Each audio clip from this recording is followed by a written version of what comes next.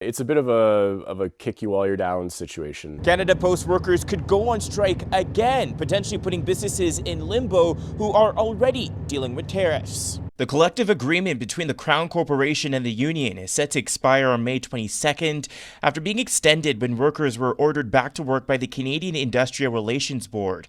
If a deal is not struck beforehand, workers could be on the picket lines for the second time in just a matter of months after the first strike in the tail end of 2024. Letter mail is the one that would be the most heavily affected here because there is actually no substitute for letter mail in Canada. Canada Post is the only provider. Alberta-based Sock Rocket mails their subscribers a new pair of socks monthly via letter mail through Canada Post. If another strike were to happen, that would be one of their services that would be halted. That's a pause on a service that we pride ourselves in providing, and there's really, like I said, no alternative. We spoke with Djan back when Canada Post workers went on strike in 2024, but what's different now is that the home-based business, like many others, are also dealing with the effects of tariffs. The unknowns, the variability is very difficult.